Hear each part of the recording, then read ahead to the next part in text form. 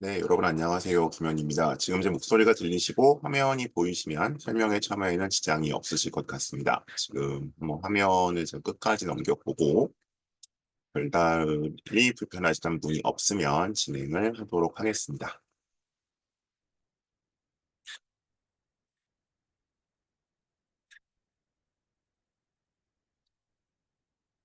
네, 이런 내용이고요.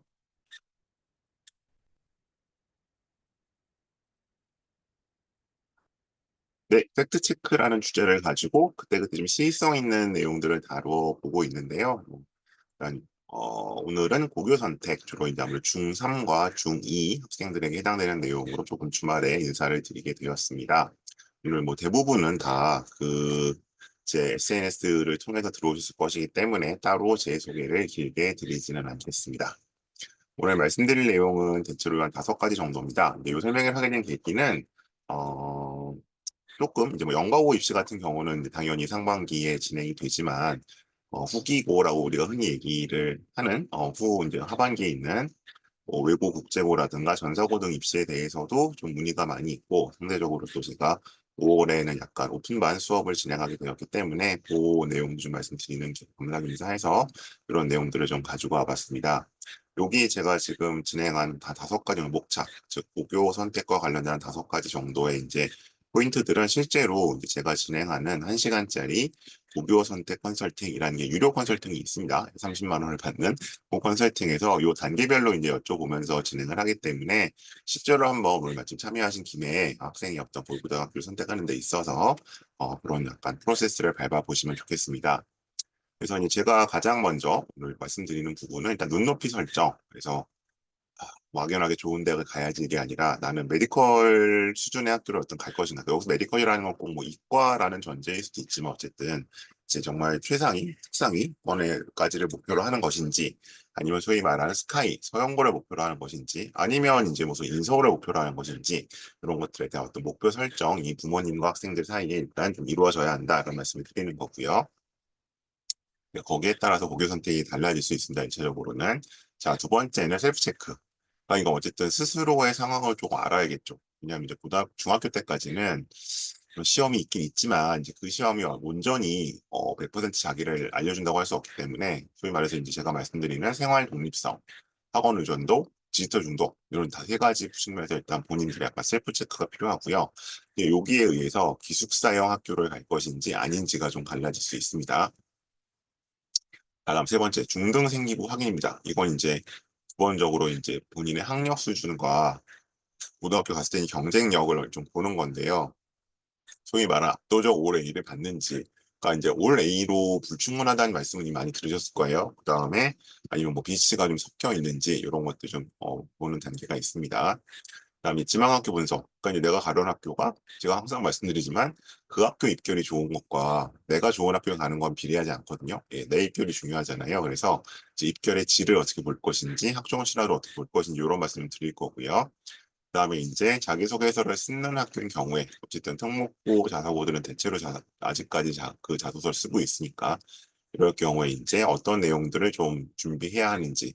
그러니까 이제 그 고등학교 입학 자기소개서는 어, 꼭 중등 생기부에 없어도 상관은 없지만 이왕이면 생활기록부에 있는 게 좋겠죠, 그죠? 네, 그래서 남은 중3 기간 동안 혹은 뭐 중이라고 하신 남은 중학교 생활 동안 어떤 내용을 넣어야 할지 한번 보도록 하겠습니다.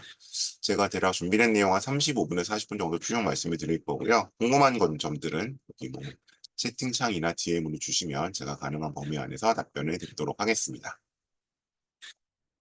자, 먼저 눈높이 설정이 필요하다라는 거 조금 살펴보시면 좋을 것 같아요. 자, 그럼 이제 뭐 이런 겁니다. 메디컬 스카이 인서울 연령장 제가 그냥 크게 나눠놨는데, 제일 많이 받는 질문이죠. 물론 이제 올해는 좀 줄지 않을까. 의대정원이 리셋이 돼서 나오겠지만, 의대 가려면 특목자사고가 낫죠. 이렇게 물어보신 경우가 있는데, 이 질문에 대해서 답이 하나로 안 나오는 경우가 있습니다. 왜냐하면, 일단 기본적으로 뭐 의대가 됐든 어디가 됐든 이 제가 고교 유형을 지금 나눠놨잖아요. 특목고 이 특목고에는 이제 연가고도 포함되는 개념이죠 기본적으로. 그다음에 자사 이제 자사인데 광역 자사고의 개념과 전국 자사고의 개념이 좀 있고요. 그다음에 일반고인데 그냥 생일반고가 있고 소위 학생들이 얘기하는 갓반고라든가 혹은 이제 이제 아직까지도 약간 비평준화 선발 형태의 이제 일반고들이 있습니다. 보면 이 학교들을 갔을 때 주 전형, 즉 메인 전형이 달라집니다. 그러니까 뭐 어떤 뭐 특목고가 뭐 메디컬을 몇 명 갈 때, 스카이를 몇 명 갈 때 그게 중요한 게 아니라 어떤 전형으로 가고 있냐가 중요하다는 거죠. 근데 이제 대체로 봤을 때 특목고를 간다는 얘기는 학종이 주 전형이 된다는 얘기입니다. 학종이 주 전형이 된다는 얘기고요. 그 다음에 아마 논술일 가능성이 많고요. 특히 이과 같은 경우에는 상대적으로 이 논술의 비중이 더 올라갈 수 있습니다. 그다음에 정시술. 왜냐하면 여기는 상대적으로 수능 공부할 시간이 고3 때까지 적은 학교이기 때문에 논술이 더 압도적인 경우가 있고요. 그다음에 특목고에 가는 순간 교과 전형은 버린다고 생각하셔야 됩니다. 그다음에 이제 자사고나 여기 자사고, 광역자사고 같은 경우에는 여기는 아무래도 정시로 가는 경우가 입결이 가장 많습니다. 네. 이렇게 돼 있고, 그다음에 이제 상대 논술이고요. 그다음에 학종 교과. 전국자사고 같은 경우에는 정시와 논술 좀 비슷하게 잡힐 거고요. 물론 이제 뭐 이거 학교에 따라 좀 다를 수도 있을 것 같은데, 그 학종이 이제 어느 정도 또 들어오냐가 학교에 따라 좀 달라집니다. 그다음에 이제 일반고 같은 경우는 당연히 교과가 위주로 가게 될 거고요. 그다음에 소위 말하는 모르겠습니다. 이건 이제 학교에 따라 다를 수는 있는데 소위 갓반고라고 불리는 일반고들은 아무래도 이제 학종의 비중이 좀 상대적으로 올라가고 교과 비중이 적겠죠. 그래서 일단 이 전형들을 살펴보실 때, 그러니까 이 전형이 이제 뭐야라고 좀 그거 자체 낯서실 수도 있는데, 교과라는 건 기본적으로 내신 위주로 가는 거죠. 내신이라는 건 생기부에 표시된 숫자로 가는 겁니다. 뭐 어느 정도 어디 가는지가 뒤에서 보여드릴 거기 때문에 더 말씀드리지 않고요. 학종이라는 거는 이 내신 플러스 활동도 중요한 거죠. 근데 논술이랑 수능은 뭐 말 그대로 사실은 학교 생활과 크게 상관은 없고요. 그래서 이제 학교를 선택하니까 특목고나 광역자사고나 전국자사고 이 세 수를 택하는 순간 일단 이 전형은 버리고 시작한다고 보셔야 됩니다. 합방고에서도 사실은 교과 전형에서는 좀 수순위를 밀리죠. 왜? 내신 따기 어려운 학교니까. 그래서 일단 내가 내신 위주의 학교를 갈 거라고 한다면 그냥 일반고를 가야 되는 것이고, 이외의 학교에서는 사실은 다 교과 전형은 그걸 일단 버리고 시작하는 거죠. 다음 학종 같은 경우는 특목고하고 전사고 같은 경우는 아무래도 학종 위주가 되겠죠. 광역자사고는 사실 정시 위주의 경우가 많고요. 갑반고도 이제 그냥 경험적으로 봤을 때는 학종도 있지만 정시 위주로 되는 경우가 상대적으로 많습니다. 그래서 이제 이렇게 좀 어느 학교에 가냐에 따라서 내가 유리한 전형이나 그 학교의 주제장이 달라진다. 그래서 똑같이 의대를 간다고 하더라도 특목고로 갈 때는 일단 학종을 생각하고 가는 거고요. 그다음에 뭐 광역자사고 전사고는 비슷하고요. 어, 여기가 학종이고, 그다음에 광역자사고 전사고는 학종이고, 광역자사고를 간다고 하면 이거는 정시 위주로 가는 거 이런 식으로 이제 달라지기 때문에 단순히 이제 이거는 고등학교 어디 가면 왔다기보다는 그 학교의 주전형이 뭐냐, 내가 어떤 전형에 맞는 학생이를 보는 게 좀 더 중요할 수 있겠죠. 그래서 이제 이 고교 선택에 좀 어려움이 상대적으로 있는 거고요. 넘어가면 자, 그래서 이제 눈높이별 100분입니다. 그러면 내가 대체 이 가고 싶은 곳에 따라서 어느 정도를 그럼 이거 어차피 상대평가니까 받아야지 갈 수 있느냐. 일단 의대를 좀 잡아봤어요. 자, 의대는 제가 이거를 이제 아직까지 5등급제로 바뀌었을 때 어떤 퍼센테이지 내신을 정확히 알 수 없기 때문에 그냥 제가 100분위로 가지고 왔습니다. 자, 예를 들어서 의대 교과 전형은 교과라는 전형의 특징은 뭐죠? 그게 뭐 스카이를 가는 게 됐던 예술 이거는 학교 구별이 없는 겁니다. 그 쉽게 얘기해서 하나고의 뭐 1등급이나 그냥 저기 시골 일반고 1등급이나 똑같이 보는 게 교과 전형이에요.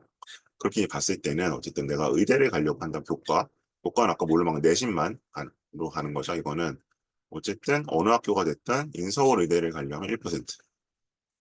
이거 제가 되게 엿하게 말씀드려요. 여기 이제 뭐 수능 치자 들어 복잡합니다. 실제로는 수도권이나 강원 지역까지 2%. 전국권이면 3%. 3% 근데 사실은 쉽지는 않습니다. 이제 리셋이 되면 요거는 이제 작년 얘기고요. 그 다음에 지역 인재 같은 경우에 대략 한 4%, 뭐 5%까지도 갈 수도 있습니다. 지금 그 정도를 맞아야 합니다. 즉 그래서 제가 항상 말씀드리지만 대학에 가는 가장 심플한 방법은 심플하다고 쉬운 건 아닙니다. 가장 심플한 방법, 단순한 방법은 교과 전형으로 가는. 왜? 어쨌든 요 정도의 자기 학교에서 요 정도 내신을 받으면 일단 수능 체제를 맞추는 전제에서 가능해집니다. 자, 의대가 아니라 스카이가 되면 어떻게 되느냐? 스카이는 여기 좀 넓어지죠? 스카이는 기본적으로 2에서 4%, 그리고 뭐 5% 정도가 갈 수도 있습니다. 학과에 따라서.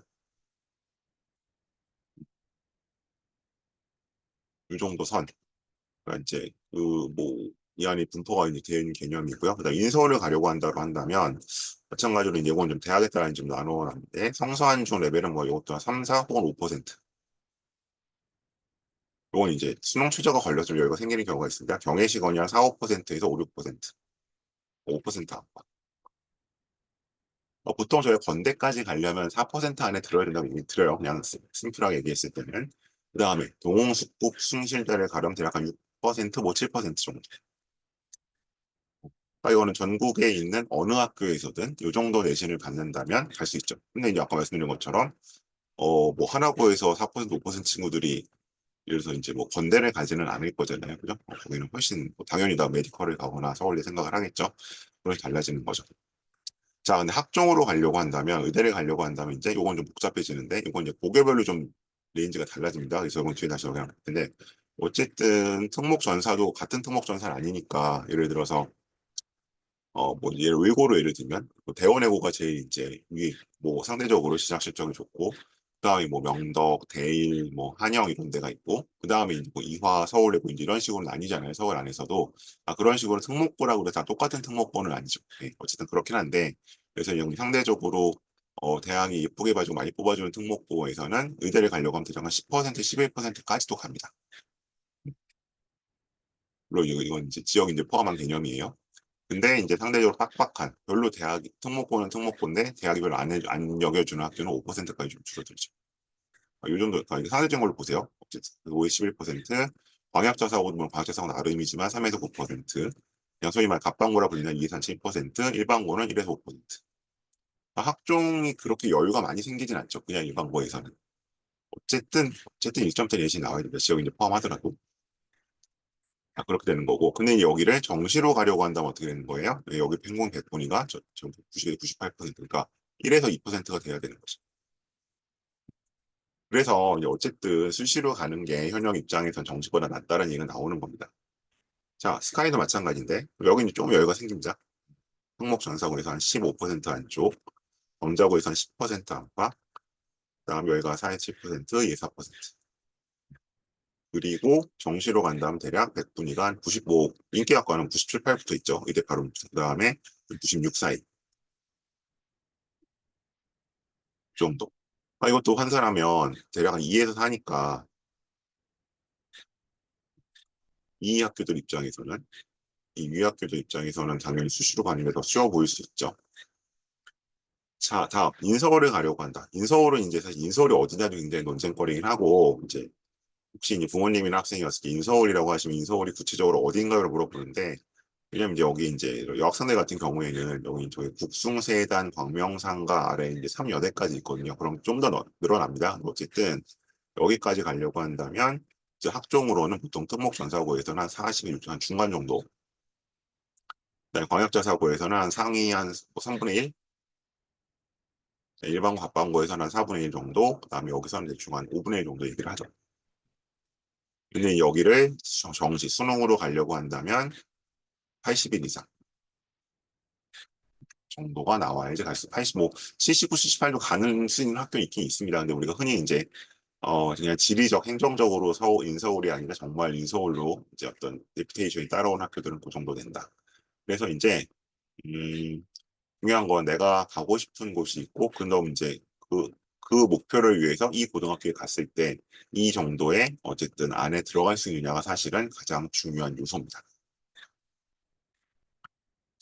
거고요. 자, 그래서 이게 뭐 제가 괜히 드리는 말씀이 아니라, 이거는 제 자료가 아니라 휴먼고등학교 진학부장 선생님이 작년에 이제 배포하신 자료예요. 그래서 여기도 지금 이제 그냥 강남 일반고라고 강남 고등학교 강남 일반고라고 나와 있고 학교마다 편차가 있다 말씀드리잖아요. 그래서 이제 당연히 강남 일반고도 똑같지는 않지만 대략적으로 봤을 때 요거는 지금 9등급제에서의 내신입니다. 이게 9등급제니까 헷갈리셔서 제가 정리를 하면 1등급 때는 어쨌든 상위 4% 이내에 드는 거예요. 산술적으로 봤을 때. 실제로 요거는 요게 좀 적겠지만 2등급 초반은 대략 한 6에서 7%, 2등급 중반이 대략 한 8에서 9% 정도 상해에 드는 거예요. 2등급 후반이 10에서 11이겠죠. 그러니까 이제 항상 요 10%가 기존 이제 1등급이잖아요. 바뀌는 내신에서는. 이제 그렇게 봤을 때 결국 강남이라고 하더라도, 강남 일반고라고 하더라도 여기 2등급 후반은 어떻게 가는 것이다? 이 문과입니다. 비교과가 아주 우수할 때만 2등급 중반에서 제시한 대학의 학생 종합전형 고려해요. 2등급 중반에 제시한 학생부 종합전형이 어디냐? 서성, 한, 중, 이. 요새 뭐 경희대랑 이대랑 비슷합니다. 시립대까지. 그래서 이제 거의 만 중경외시 라인까지가 2등급 후반이라도 언제만 쓰래요. 비교과가 아주 우수할 때만. 그럼 사실은 어느 선까지가 적정선이란 얘기예요. 합리적인 선이다. 2등급 중반 정도는 돼야 중경외시를 받는. 이게 강남권 일반고니까 강북권이거나 서울 밖에 있는 그냥 일반적인 일반고라면 당연히 이게 2등급 초반 정도로 땡겨진다고 생각하시는 게 맞습니다. 이거보다 하나씩 땡겨서 보셔야 돼요. 그 정도로 가는 거고요. 그래서 이제 제가 그런 퍼센테이지 조정을 해드리는 겁니다. 다음에 자, 이건 자연입니다. 자연계에서 이제 1등급 때는 다 괜찮고 2등급 때에서 초반에서는 서울 공대를 써볼 수 있다. 비인기학과. 써볼 수 있다는 건 붙는 건 아니에요. 2등급 때에서는 이런 식으로 쓴다. 근데 이제 이거는 어쨌든 강남권 일반고 애들은 수능 성적이 잘 나오기 때문에 수시에서 이렇게 약간 베팅을 할 수 있는 거고요. 그럼 여기서도 3등급 때부터는 어떻게 되는 것이다? 의학 계열은 논술 조정을 쓰되 어디 의대 말고도 어디 좀 더 낮춰 써라. 메디컬을 써라. 그다음에 이제 요 위에 있는 학교들 지금 중요한 학생부 3점대에서 학생부 종합전형은 아주 뚜렷한 목표의식이 있다고 써라. 그럼 이 얘기는 뭐예요? 웬만하면 쓰지 말라는 거잖아요. 그래서 일단 강남권 일반고에서도 어쨌든 2점대까지가 소위 중경이시 레벨로 보는 거죠. 학종에서. 근데 그 2점대 레벨의 결과 얼마다? 산술적으로 계산했을 때 11%다. 근데 이게 지금 바뀌는 1등급이랑 거의 같잖아요. 그 정도를 맞을 수 있을까를 고민하셔야 된다. 어디서 지금 이게 강남권 일반고입니다. 그러니까 당연히 강남 외에 비강남 일반고에서는 조금 더 타이트하게 잡으셔야 되겠죠. 어쨌든 중요한 거는 학생이 저 원하는 학교에 갔을 때 이 정도 성적이 나올 수 있을지를 판단하시는 게 굉장히 중요하다. 왜냐하면 고등학교는 고등학교 자체를 행복하게 가려고 물론 할 수도 있지만 그러고 할 수도 있지만 입시적으로는 대입에 연결되는 그 브릿지가 되는 거잖아요. 그래서 이렇게 내가 저 학교에 갔을 때 얼만큼 해야 원하는 데 갈 수 있는 없느냐를 파악하고 결정하셔야 된다. 라는 말씀을 일단 1차적으로 드리는 겁니다. 이제 그 눈높이라고 얘기 드리는 거고요. 그리고 실제로 이제 정시는 이런 식으로 나오죠. 그래서 표준 점수들 쭉 나오는 건데, 그러니까 이거는 사실 지금 그렇게 고민하실 문제는 아니에요. 나중에 이거는 빨라야 이제 뭐 원서 넣을 때 선택 과목 정도 정하는 거, 그리고 대부분은 사실은 점수 받고 결정해서 가죠. 이제 그런 거고요. 그리고 이제 상대적으로 정시는 어쨌든 다 수시를 하다 정시로 넘어가는 거니까 정시는 조금 밀어두시고 다만 내가 어느 정도를 해야지 정시로는 여기를 가고 못 가고 그런 걸 좀 보실 필요가 있어요. 그런 거 볼 때는 100분위로 보시는 게 좋죠. 오른쪽에 나와 있는 세 과목, 소위 말 국수탄 100분위로서 이렇게 정리를 합니다. 25년 건 아직 최종적으로 안 나왔기 때문에 24년 거 가지고 말씀을 드렸어요. 이건 이런 식으로 누적 100분위 제가 말씀드렸죠. 과목제가 여기는 지금 상대적으로 상위권이라서 몇 가지 나와 있나요? 그 14? 그러니까 14면은 얼마입니까? 86이잖아요. 그죠? 그러니까 소위 말해 상위 86 정도, 상위 14% 안에 들면 경희대 러시아원 한국 결과가 난 이건 저거거든요. 그 서울이 아니에요. 네, 어쨌든 서울 아닌 다른 캠이고 이쪽은 국제학도 그렇고 아마 기준 그렇고 아마 경희대 본교는 지금 요 정도 지금 11에서 11.5%로 나와 있는 요 학과들인데 이제 상위 10에서 11.5 정도를 찍어야 수능에서는 경희대를 여기를 가고 그다음에 건국대에서 여기를 갈 수 있고 이제 그렇게 나오는 거죠. 시립대는 그보다 좀 윗단계에서 끊어지고요. 그래서 내가 어디까지 가고 싶은지를 수능으로도 한번 판단해 볼 필요는 있다. 이제 이런 건 보통 이제 1학년 때 아이들을 약간 좋게 말하면 모티베이션, 나쁘게 말하면 약간 이제 협박을 할 때 얘기를 하죠. 뭐 수시 힘들어요, 정시해요 할 때, 그럼 너 정시로는 어느 정도 나와야 되는지 볼까 했을 때 대부분 애들이 사실은 안 나오죠, 이만큼이. 그러다 보니까 이제 그냥 수시를 계속 일단은 네, 1학년 말까지는 최소한 끌고 가게 돼 있는데 활용하는 요소기도 합니다. 다음 셀프 체크입니다. 생활 독립성 등을 봐야 된다. 그래서 이제 저는 이제 이건 약간 경험적으로 제가 정리해 놓은 것들인데 일단 기숙사 생활을 하게 됩니다. 그래서 이게 사실 뭐 공부도 공부인데 일상생활 뭐 일어나고 그럼 뭐 친구가 깨워줄 수도 있지만 룸메이트가 뭐 또 자고 세탁도 이제 필요에 따라 해야 할 수도 있고 뭐 밥이야 뭐 기숙사에서 이제 식당이 주니까 가서 먹으면 된다고 치더라도 이런 일상생활 혹은 이제 대부분 이제 독방 자기 방 살았었는데 최소한 2인 1실이잖아요 기숙사들이. 이제 그런 것들에서 얼마나 할 수 있겠느냐. 그래서 이 부분이 생각보다는 크게 작동합니다. 그래서 이때 따져봐야 되는 게 일단 부모 자녀와의 친밀도.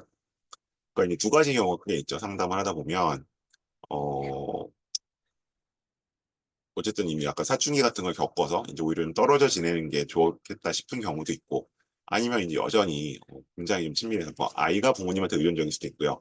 반대로 생각보다 부모님이 아이를 끼고 있어야 되는 경우들도 있어요. 어쨌든 이런 어떤 약간 그런 감정적인 문제들 그런 면에 따져봤을 때 어쨌든 최소한 밑에 나와 있는 것처럼 이제 뭐 민사나 하나나 뭐 이런 데는 월 1회밖에 집에 안 오잖아요. 그죠? 그리고 한민고는 제가 보니까 두 달에 한 번 오는 것 같던데 뭐 이런 학교도 있고 그래서 그런 이제 거의 뭐 이렇게 되면은 무슨 군대 직업을 자주 오는 것 같은데요. 어쨌든 그래도 애들을 거의 못 보니까 이런 게 이제 과연 생활 독립성 면에서 괜찮겠느냐 지각을 생활하는 거. 그다음에 어쨌든 이번 기회에 있었던 주 1회 오는 외대부고는 또 좀 다르죠. 그래서 이렇게 약간 아이와의 어떤 그런 친밀도, 밀접성, 밀착성 이런 것들이 일단 고려해야 될 요소가 될 수 있다. 이건 약간 정서적인 밀착성입니다. 실질적인 그런 것보다는. 그리고 반대로 이제 어쨌든 주 1회나 월 1회 기가, 뭐 월 2회 기가 이런 데가 있는데 거기 중에서는 근데 상대적으로 조금 무늬만 기숙사 느낌을 주는 학교들도 있죠. 그래서 뭐 외출증 끊으면 뭐 실적 학원도 왔다 갈 수 있고 뭐 집에도 왔다 갈 수 있고 이제 이런 식으로 이런 학교들도 있기 때문에 요 여부가 생각보다 이제 한 3년 정도 시간이기 때문에 중요할 수 있다. 자, 1학년 때 주로 그렇습니다. 1학년 지나면 괜찮습니다. 그다음에 학원 의존도. 그러니까 실질적으로 사실 이게 더 중요할 수도 있는데요. 이 학생의 사교육 의존도가 어떠하냐. 그래서 제가 여쭤보는 게 평일에도 학원을 가야 하는 학생인지, 뭐 주 3회가 됐던 주 2회가 됐던 이런 경우라면 사실은 등하교 하는 학원에 다녀야겠죠. 저는 등하교 하는 학교에 가야겠죠. 뭐 대부분의 뭐 외고라든가 아니면 이제 일반고일 수도 있고 어쨌든 이렇게 돼야 되는 거고 그 정도는 아니고 지금도 그냥 주말에 몇 개 다니는 정도다. 뭐 주말에 두세 그렇게 된다면 주 1회 귀가하는 학교가 이제 이게 약간 절충점에 있는 거죠. 이제 그냥 등하교 하는 학교가 있고 아까 이제 보셨던 월 1회밖에 안 나오는 학교가 월 1회 하는 학교는 1회밖에 안 나오는 학교 사실상 사교육이 되게 힘들거든요. 이건 이 방학 때만 가능하거나 얘네도 방학 때는 좀 일찍 들어가잖아요. 그래서 이 경우에 사실상 사교육이 거의 안 되기 때문에 이런 친구들은 이제 거의 완성이 돼 있어야겠죠. 아니면 이제 학생 성향 자체가 학원을 별로 안 가거나 그래서 이제 요게 굉장히 생각보다 이게 중요한 요소고요. 그래서 이제 사실 이 양극단에 있는 매일 그냥 집에 오거나 한 달에 한 번 나오는 학교가 중반이 약간 외대부고입니다. 그래서 외대부고 애들 보면 금요일쯤에 나오잖아요. 그죠? 그러면 뭐좀 빠르면 금요일 저녁부터 학원에 가는 경우도 있고 아니면 보통 토요일 아침에 이제 대치동에 딱 떨어뜨려 놓으면 얘가 토요일 이제 오전 오후 저녁 뭐 일요일 오전 오후 5타임 돌고 들어가고 이런 식으로들 하거든요. 그래서 뭐 이제 약간 이렇게 이제 그 어느 형인지 학생이 어느 정도 학원에 다녀야 하는 스타일인지도 파악해 두실 필요가 있다. 그리고 이제 제가 이 말씀 드리면 아니 요새 뭐 예를 들면 설득 뭐 이런 것도 있고 비대면 과외 뭐 줌으로도 할 수 있고 카톡으로 관리를 하기도 물론 저도 카톡 관리를 합니다. 근데 이렇게 한다고 하는데 사실은 이제 이게 뭐 학생이 주도적으로 이제 뭐를 물어보거나 연락을 오는 거면 상관이 없는데 생각보다 줌으로나 비대면으로 뭘 하기가 어렵습니다. 그래서 저도 이제 특히 3학년 학생들은 이 면접 준비 같은 거 여름방학 이후에는 줌 수업들 꽤 하기는 하는데 이게 애들이 이렇게 스트레스를 받아요. 네. 아무래도 학교에서 뭐 기숙사에서 해도 이제 다른 친구가 있고 5시에서 하자니 이제 말하기가 어렵고 이런 문제들이 있어서 이게 생각보다 용이하진 않다. 그래서 어쨌든 뭐 여름방학 이후 면접 기간에 좀 학교에서도 이제 약간 익스큐스를 해주시니까 나만 안 돼. 이걸 3년 내내 이걸로 버틴다? 그거는 어려울 것 같다. 그래서 학원, 사교육 의존도가 얼마나 되는 학생인지를 따져보실 필요가 있다. 다음에 이제 세 번째는 디지털 중독입니다. 그래서 예전에는 사실은 이게 남학생들의 문제였어요. 이 게임이 이제 주였기 때문에 PC 게임이든 스마트폰 게임이든 이게 남학생들의 문제라서 한 코로나 전만 해도 뭐 여학생들의 경우에 사실 이거 별로 안 따졌었는데 요새는 이제 SNS 그놈의 인스타 뭐 아니면 다른 것들 이게 이제 워낙 DM 중독들도 심각해 가지고 이것도 한번 좀 따져보셔야 되는 문제입니다. 그래서 물론 이제 학교가 이제 그 와이파이를 차단을 하거나 뭐 이런 식으로들 운영들을 하기는 하지만 그래도 또 하려고 들면 하거든요. 그래서 이 중독이 없는가. 또 요새는 또 약간 코로나 이후에 OTT 중독도 있습니다. 그래서 이게 어쨌든 물론 뭐 집에 있어도 집 방 문 닫고 있으면 방법이 없긴 하지만 기숙사에서 어쨌든 컨트롤이 안 되잖아요. 감시도 모니터링도 안 되고 그러다 보니까 이거에 약간 증상이 있거나 어느 정도 징조가 있다면 조금 네, 재고해 볼 필요가 있다. 이걸 확실히 정리하고 가야지 아니면 뭐 정말 이거 하다 끝날 수도 있기 때문에 그래서 이제 제가 이 체크리스트 하나 가지고 왔는데 요새 이런 거 많이 있더라고요. 그래서 디지털 중독 여부도 한번 결정적인 요소다 해서 기숙사 학교로 가는 것은 이제 이게 완전히 다른 얘기이기 때문에 그런 말씀들을 하세요. 이제 저희가 접할 때는 뭐 민사고든 하나고든 뭐 어디 기숙형 학교든 가서 성공한 학생들 얘기만 들으니까 뭐 다 되게 그게 좋았고 뭐 공부 시간이 확보됐고 이런 얘기들을 하는데 실패한 애들은 사실은 별로 저희가 밖으로 얘기가 안 나오잖아요. 그리고 이 경우에 있어서도 사실은 어 기숙사라는 변수가 굉장히 크기 때문에 뭐 그런 얘기들 하세요. 조금 안 풀린 경우에는 뭐 2년 반 동안 눈에 안 보여서 막 속이 편했는데 알고 봤더니 이제 완전히 망가졌더라 이런 얘기들을 후회하시는 분들도 꽤 있거든요. 그래서 이런 요소들까지 좀 같이 확인을 해보셨으면 좋겠습니다. 자, 그다음에 중등생 기복 확인으로 한번 넘어가죠. 자, 요거는 이제 제가 티처스에서 한번 저랑 비슷한 생각을 보여주신 적이 있어서 가지고 와봤어요.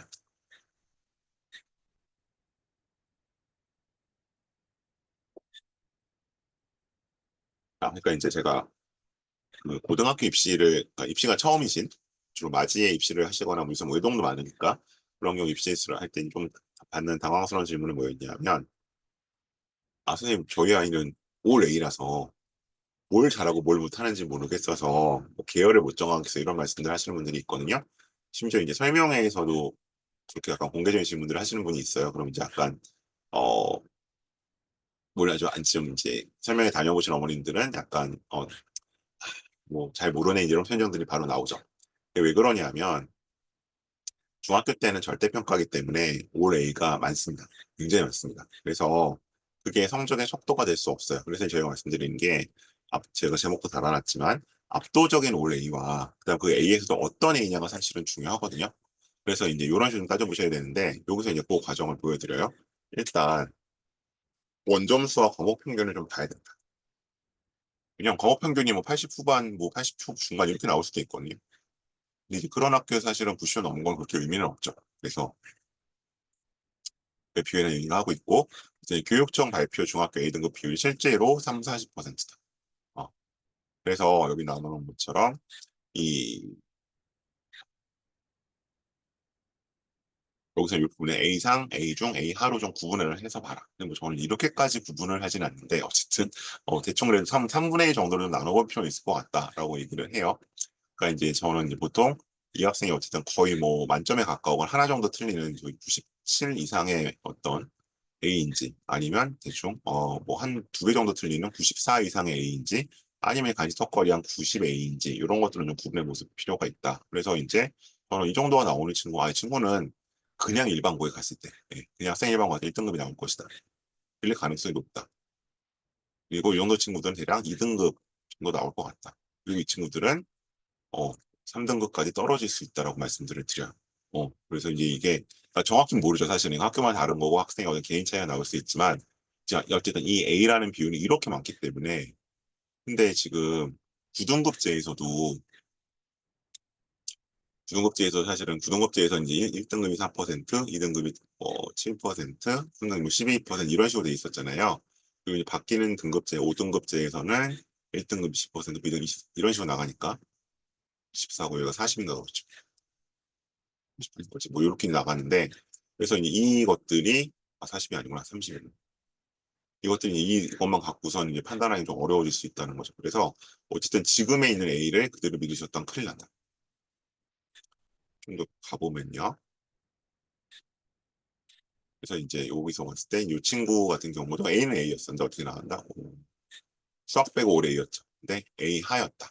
A 하로 간다면 어떻게 돼요? 이대로 따져본다면 네, 4등급까지도 떨어질 수 있다는 거. 이제 4등급까지는 저는 좀 심하다고 생각하는데 어차피 3등급까지 밀리는 거는 거의 기존 사실이겠죠. A 90점의 턱걸이를 하고 있다면. 그래서 이제 이게 이제 제가 그냥 일반고를 말씀드리는 거거든요. 생 일반고. 그랬을 때 이제 그러면 학생의 수준이 어느 정도인지 좀 판단을 해보실 필요는 있는 거죠. 그리고 이제 제가 항상 그 되게 보다 적극적으로 말씀드리는 경우 뭐냐면 애가 B나 C가 있다. C는 어차피 B가 있다. 그래서 이제 제가 B가 있나요? 물어보시면 뭐 애가 그 과목 공부를 안 해서 B가 나왔어요. 뭐 예를 들어 뭐 영어 뭐 국영수는 아니고 사회나 과학이 B가 나왔어요. 이렇게 말씀을 하시거든요. 근데 저는 이것도 되게 문제인 것 같아요. 네, 왜냐면 이건 공부를 정말 조금만 해도 A가 나오거든요. 그리고 이제 그거는 학생이 기본적으로 내신에 대한 최소한의 어떤 성실도가 없다는 문제이기 때문에 이렇게 어쨌든 B가 있는 학생을 저는 예를 들어서 전사고를 보내겠다? 절대 안 된다고 말씀드려요. 뭐 외고나 국제고 정도를 보내겠다. 이거 외고나 국제고 나름인데 제가 이제 분류하는 걸로 지금 뭐 이거 B급 외고나 국제고는 혹시 모르겠는데 그래서 붙기는 붙죠. 가서. 근데 이제 가긴 하겠지만 가서도 전 그렇게 희망적이라고 생각하진 않거든요. 그래서 그런 요소들을 좀 판단해 주시면 좋겠고요. 그래서 이 만약 B가 있는 학생이라면 제가 갈 수 있는 맥시멈을 광자고 정도라고 생각합니다. 어느 과목이든. 그리고 이 웬만하면 저는 광자고도 안 갔으면 좋겠어요. 아니 광자고가 이제 학생이 예를 들어 뭐 정말 그 분위기를 많이 타는 학생이고 근처에 갈 만한 일반고가 정말 없다면 광역자사고를 가야겠지만 어쨌든 B가 나온 적이 있다라고 하면은 저는 그냥 일반고에 가야지 되지 않을까. 아니면 소위 말해서 그냥 다른 친구들 내신 깔아주는 효과밖에 안 나올 수도 있거든요. 그래서 이 B가 무슨 이 학생의 절대적인 역량은 아니지만 기본적으로 학업에 대한 성실성이나 기본적인 태도를 보여주는 거기 때문에 이게 사실은 획기적으로 바뀌긴 힘듭니다. 그래서 이것들은 좀 평가해 보시는 필요가 있다. 그래서 이제 A라고 해도 같은 A가 아니다. 그리고 만약 B가 있다면 소위 말하는 전사고나 뭐 전사고도 당연히 A급부터 A, B, C급이 있긴 하지만 요거 중에서 이제 상대적으로 상위권 외고나 국제고는 안 가셔야 하고요. 갈 수 있는 맥시멈은 이제 하위권 외고 국제고 아니면 그냥 방자고 정도다. 하고 좀 판단 기준을 잡아드리고 싶습니다.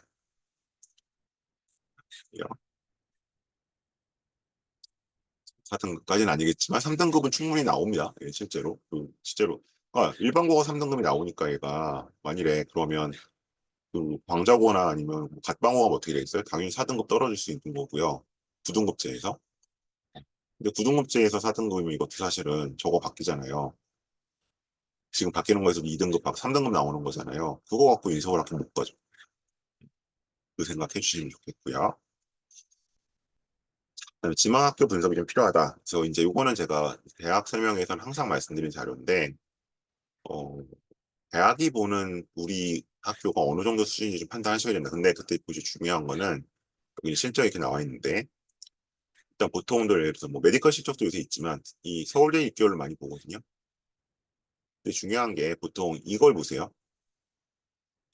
이거 보시는 거 아닙니다. 왜? 여기는 정시가 포함되어 있잖아요. 정시는 물론 이건 뭐 학교에서 들으시면 원장일 수도 이거는 학교 지분이 없습니다 거의. 이거는 철저하게 본인의 역량과 혹은 사교육의 힘이지 학교는 기본적으로 아무리 빨라도 2학년 2학기까지 수시 위주로 들어가기 때문에 그 친구의 수능 점수에 갖는 지분은 매우 적어요. 그러니까 정시는 해당 학교 역량이라고 보면서 어렵습니다. 그리고 좀 학교를 평가할 때 뭐를 보셔야 되냐? 수시를 보셔야 돼요. 수시. 얘네가 수시로 얼마나 보내고 있는가. 근데 수시는 곧 여기서 뭐가 되는 거예요? 대다수 학교, 어쨌든 모든 학교에 공통되는 건 학종이죠.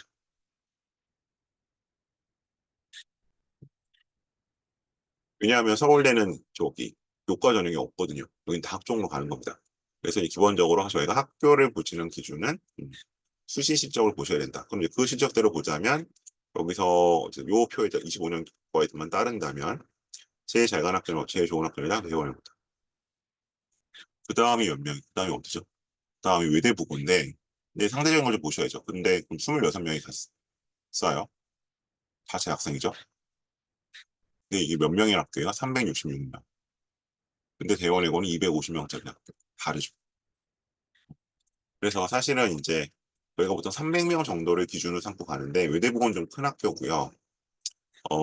대원외고는 이제 약간 이런 조금 주는 250명에서 조금 적은 편이에요. 그래서 이 정원 대비 얼마를 간다는 사실 한번 따져보셔야 돼요. 그래서 그런 면에서 봤을 때 어쨌든 그래도 대충 한 30명 정도 가는 학교를 저희가 A급 학교로 말씀드리거든요.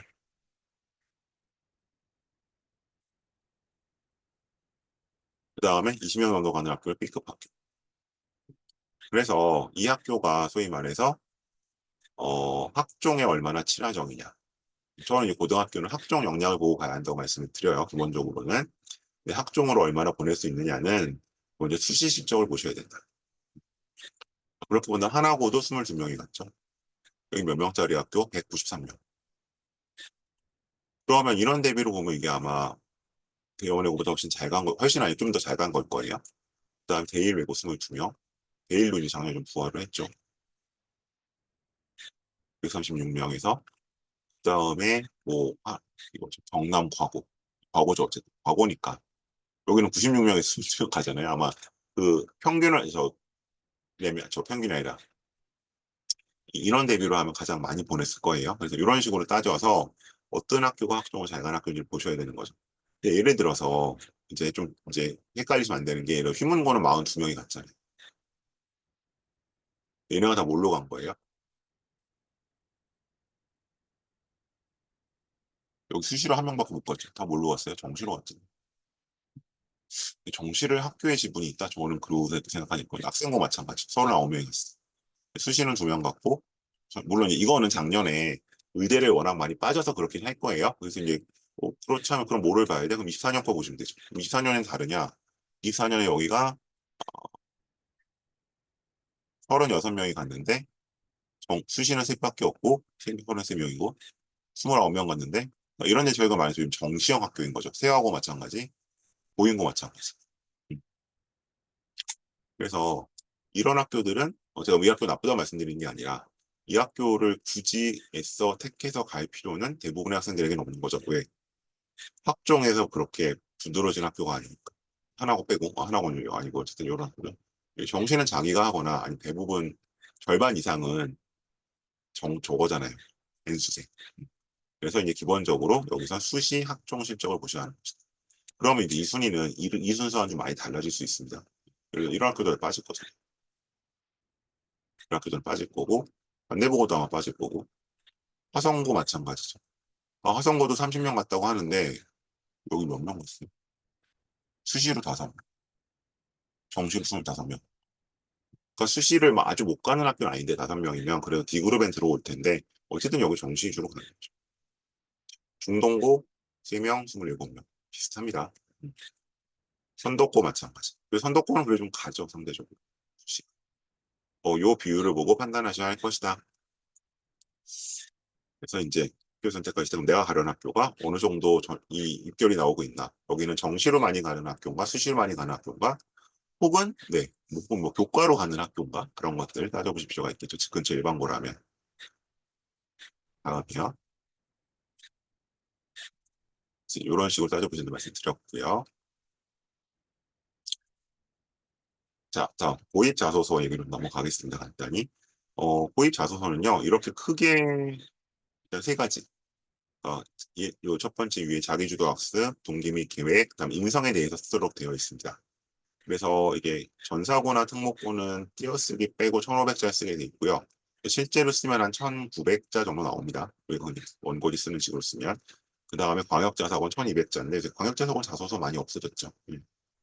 오늘 한 실제로 한 1,500자 안팎 나와요.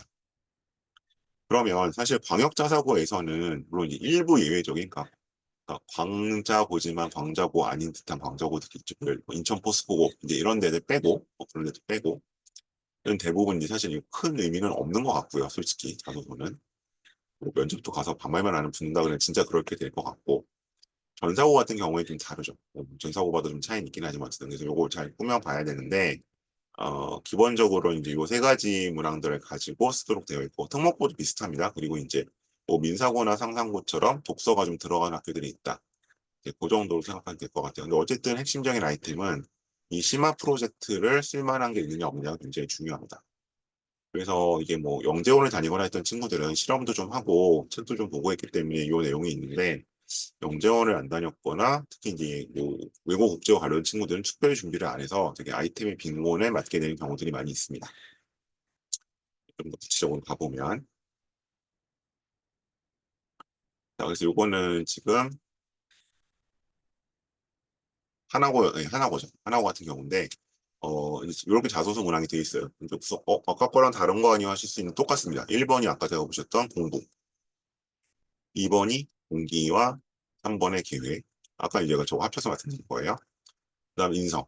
네, 이런 식으로 되어 있어서 결국 그게 세 가지 범위를 벗어나지 않고요. 일단 요걸 기반으로 면접이 진행되기 때문에 자소서 잘 써가는 게 중요하죠. 그다음에 이제 민사고 같은 경우는 아까 보신 게 기본적으로 대부분 학교에 공통적으로 들어가는데 민사고는 이제 거기에 플러스 좀 추가적으로 이런 책 세 권. 읽고 쓰도록 되어 있고요. 이건 작년부터 이렇게 바뀌었습니다. 작년부터 이렇게 들어왔고 상상고는 원래 실제 면접에서도 그 독서 문항이 있잖아요. 그런 것처럼 요 세 권을 또 쓰도록 되어 있다. 요것만 좀 특이점이고 나머지 학교들은 요 범주를 벗어나진 않습니다. 그리고 이건 이제 외대부고 샘플일 텐데 어떤 식으로 쓰라고 좀 외대부고 같은 경우에는 이렇게 디렉션과 가이드를 자세하게 주고 있다.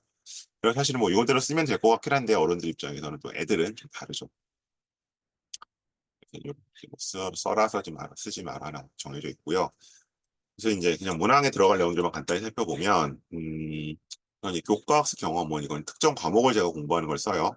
근데 어쨌든 전사고나 특목고 하는 친구들은 보통 이거를 잘 안 쓰려고 합니다. 보통 이걸로 한 두세 개를 쓰려고 하고 이거를 안 쓰려고 하는데 광자고에 가거나 아니면 그냥 사실 뭐 어지간한 학교 쓰는 경우에는 이걸 쓰셔도 굉장히 괜찮습니다. 그냥 기본적으로 약간 도구적, 수단적 공부 역량을 보여주는 거기 때문에 이 아이템도 일단은 중학생 입장에서는 괜찮고요. 그래서 요거랑 요걸로 보통 구성을 하게 되고 만일에 시마탐구 마땅한 게 없는 경우에는 이렇게 독서를 하나 잡아서 특정 책을 읽은 이야기를 같이 넣기도 합니다. 요게 이제 소위 말하는 자기 주도학습 문항이라고 얘기를 합니다. 네, 이게 어쨌든 메인이고 보통 대부분의 학교에서 전체 자기소개서 1,500자의 한 절반 정도 분량을 차지하고 있습니다. 자, 다음이고요. 잠깐 봐주세요.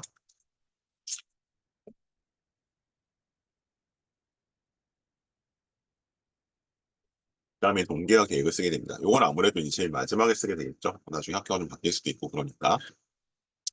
근데 제가 여기서 말씀드릴 거는 요 한 가지인데 보통 뭐 권한 이념이나 인재사항을 엮어서 쓰라는 식으로 많이 나와요. 그리고 그렇게 명시돼 있지 않더라도 이런 식으로 많이 가이드를 주는데 저는 이거 개인적으로 별로입니다. 왜냐하면 학교를 이제 블라인드 해놨을 때 실제로 권한 이념이나 인재상을 학교 구분이 잘 안 되거든요. 그래서 이거는 저는 쓰기도 좀 너무 추상적으로 어려운 것 같고 저는 이런 식으로 얘기를 해요. 내가 이 학교를 왜 지원했는가? 그러면 롤 모델. 이 학교 졸업생 중에 누구누구가 내가 되고 싶은 사람과 닮았는데 이렇게 얘기를 쓰거나 아니면 이 학교에 무슨 동아리가 있어서 난 꼭 거기 들어가고 싶어서 아니면 이 학교가 뭐 예를 들어서 뭐 이건 어차피 대놓고 얘기하는 뭐 경영 계열을 되게 잘 보내요.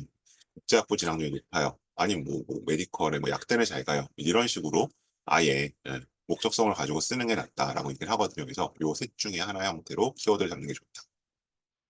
그다음에 기획 같은 경우에는 학업 계획과 진학 진로 계획이 나오면 되겠죠.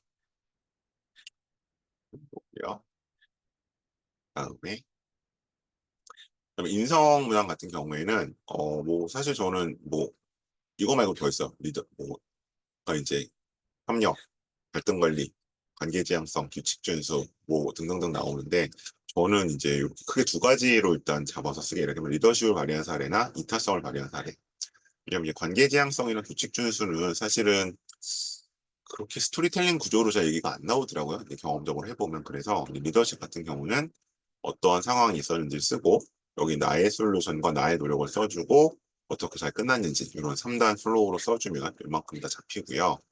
이타성을 발휘한 거는 이제 내가 누구한테 무엇을 해줬더니 어떻게 도움이 되더라. 아이고 못합니다. 하우 이렇게 이제 3단계로 썼을 때 좀 포인트가 잘 들어가는 것 같다. 그래서 보통 이제 자기소개서 지도를 하게 되면 요 인성 문항부터 일단 쓰고 시작을 합니다. 왜냐하면 뭐 지금도 그렇고 학년 말도 그렇긴 한데 인성과 관련된 리더십 이타성 에피소드는 사실은 그렇게 많지 않아서 보통 저희가 한 너댓 개 중에서 한두 개를 고르게 되는데 학습 쪽은 뭐 그래도 최소한 7, 8개 중에서 두세 개를 골라야 되기 때문에 좀 선택지가 고민스럽거든요. 그래서 이것부터 일단 써놓고 시작하는 경우가 많이 있습니다.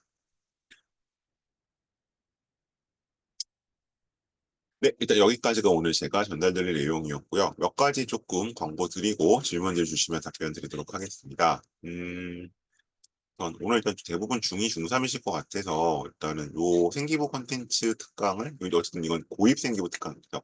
대입 생기부 특강입니다. 이게 이제 제가 생기부 특강을 일단 뭐 생기부 작성법, 그다음에 생기부 이제 어떤 심화 탐구 설계 이런 거 얘기를 하는데 이번에는 그냥 콘텐츠를 바로바로 활용 가능한 콘텐츠들을 좀 알려줄 거예요. 그래서 이런 약간 내용들을 할 건데 여기 보시면 일단 중3들도 한번 해보셔도 괜찮을 것 같아요. 왜냐면 이제 아까 말씀드렸던 것처럼 특목고나 내가 전사고 레벨을 생각하고 있는데 마땅한 심화 탐구 경험이 없다. 뭔가 보고서나 발표를 학교 프로그램상 해볼 기회가 없었다. 그런 친구들은 이 강의 좀 와서 들어보면 약간 선행학습하는 기분으로 아이템들을 가져갈 수 있고 방법론도 배울 수 있기 때문에 요거는 보시는 것처럼 4일 날은 YCC 강동, 5일 날은 일산, 6일 날은 대치 쪽에서 진행할 예정이니까 그것들 한번 생각해 주셔도 좋을 것 같고요. 이건 일단 기본 타겟은 고1입니다. 그리고 이제 방금 보셨던 것처럼 자소설 좀 써보고 싶다라고 하시면 지금 약간 프리퀄인데 일단 1회 특강 자소서가 이렇게 생겼네 이런 걸 쓴다네 약간 이 정도 약간 정말 맛보기를 하는 특강은 다음 주 토요일이죠. 다음 토요일 저녁에 스터디 브릭스에서 지금 접수를 하고 있고요. 요거는 아마 어제 확인한 번호 한 두세 명만 더 받을 수 있다고 말씀하시더라고요. 그래서 이제 요거 일단 스터디 브릭스로 연락 주시면 좋겠고, 그냥 3회 특강. 그래서 이제 좀 찬찬히 써보자. 그리고 이제 생기부 자체도 뭐 좀 더 멀리 보고 6개월 후를 보고 남은 기간 동안 어떤 활동을 좀 하면 좋을지 이런 것까지 좀 같이 정하면서 가면 좋겠다라고 하시는 경우에는 그 다음 주부터 3회 특강이 있으니까 그쪽으로 또 보내주셔도 괜찮을 것 같습니다. 그래서 두 가지 내용은 겹치지 않기 때문에 뭐 요걸 일단 맛보기 들었고 앞으로 좀 더 디테일을 살려야겠는데 하실 경우에는 오른쪽 특강 와주셔도 좋을 것 같아요. 이렇게 좀 수업이 준비되어 있습니다. 네, 나머지는 일단 대입 관련 내용이라 더 설명을 안 드려도 될 것 같고요. 네, 그래서 뭐 채팅창이나 DM으로 질문 주시면 가능한 범위 안에서 답변을 드리도록 하겠습니다. 뭐 오늘 고입, 국어 선택에 대한 말씀 드리기도 드렸지만 뭐 이외에 입시에 대한 상황 괜찮고요. 그다음에 요 지금 제가 쭉 진행한 과정이 실제로 고교 선택 컨설팅 60분짜리 오시면 진행하는 과정이니까 뭐 지금 고민 중이시라면 뭐 완전 백지 상태일 수도 있고 아니면 뭐 A 학교와 B 학교 중에 고민 중이라고 하시면 그 선택을 도와드릴 수 있으니까 뭐 이번 중간고사 끝나는 대로 연락 주시면 좋겠습니다. 어쨌든 그 컨설팅 관련이나 그런 것들은 여기 보이는 게 제 업무용 휴대폰 번호니까 여기로 연락 주시면 제가 네, 콜백 드리도록 하겠습니다. 네, 질문 주세요.